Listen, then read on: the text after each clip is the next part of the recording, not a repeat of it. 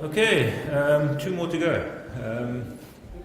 Our next speaker is Christopher Cooper from Nelson Mandela University, our university. And he's going to talk about an overview of the Nelson Mandela University Service Desk. Thank you, Christopher.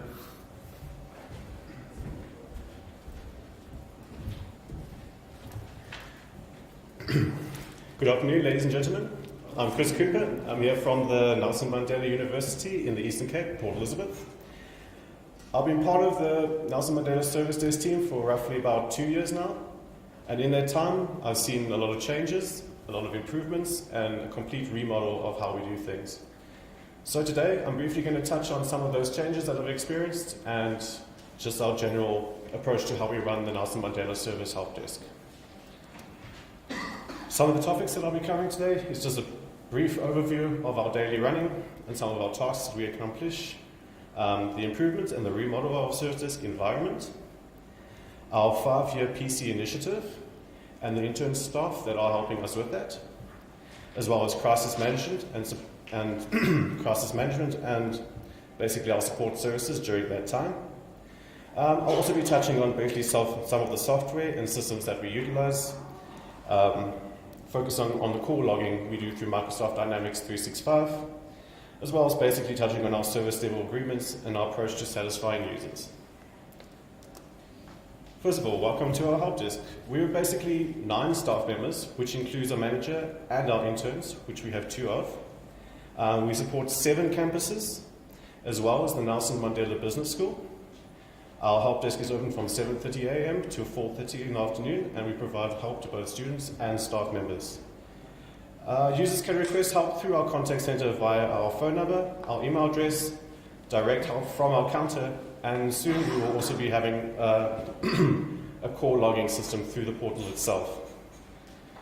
Our service desk is the first point of contact for users seeking help with any ICT-related query, as well as a multitude of others. And our service desk also manages and distributes cases for different departments and campuses, specific technicians as well as internal officers, such as our imaging team, our web development team, and our telecoms team, to name a few. Okay, some examples of our daily tasks. When it comes to software, we do basic first-line contact for troubleshooting and support of a multitude of things, from really complex stuff to basic stuff like page numbering and really basic stuff. We also help with installations of software, both for staff and students. We also touch on a few of hardware stuff, as we do first-line support for any hardware problems. I'm sure you've all heard the phrase, have you tried switching it on and off again? As well as managing the applications for load machines across all campuses. When it comes to the printing side of things, we handle kind of toner and service orders. We create cases for the imaging department, as well as basic mapping of printers for both staff and students. The help desk itself is responsible for a range of licensing issues. Our Office 365 Admin Center is run by us, and we distribute licenses, both staff and students, as well as more specific licenses for software such as Atlas TI, SPSS, Statistica, etc. We also touch on networking stuff, troubleshooting and support for that, as well as general drive mapping and access as well. Access control is also something that our help desk is part of. Basic access to printers, as well as card entrance to university entrances as well. 2019, we've seen a great remodel of our service desk. As you can see, this picture represents basically our old office. The blue side is basically our counter that we used to have, and it used to be open to the entire room. And we felt the need to remodel because of our team sizes basically expanded, because we were really understaffed and needed staff, and we needed to use the space more efficiently. The problems we encountered with the service desk counter being exposed to the whole room was that users felt neglected, whereas some of us were on the phone and our headsets are kind of small, and users felt that we were more like ignoring them than addressing their issues. And of course, with the bigger opening, we had a lot of noise pollution, and a lot of telephone users were complaining about problems with the hearing. So this, as you can see, this is the room. We had to break down a wall, and the counter assistance has now been streamlined with a dedicated counter member. The floor space has increased about 30%. We have way less noise pollution now, and we have a big display screen showing our daily stats as well as our core hunting queue. Okay, our 5-year PC initiative is something that we've started this year in 2019.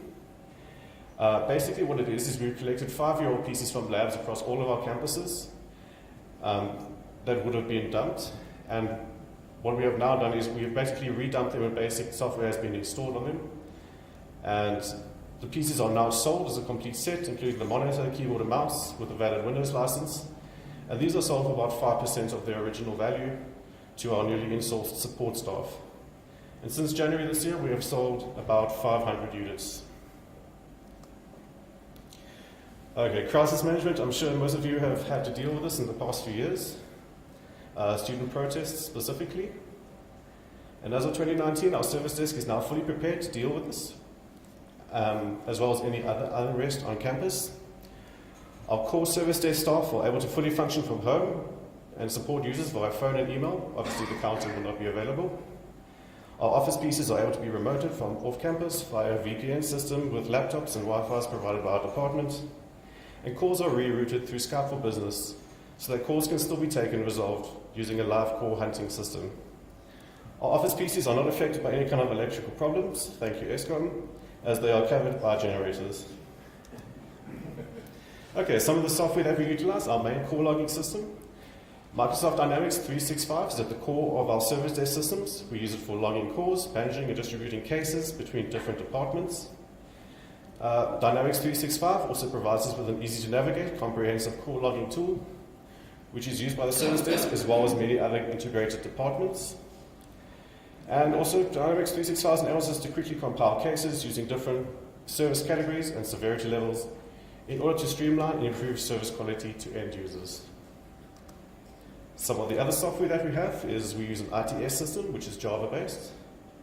This is mostly used for access control on our side, for staff and student pins, as well as a reference system for student accounts and staff accounts.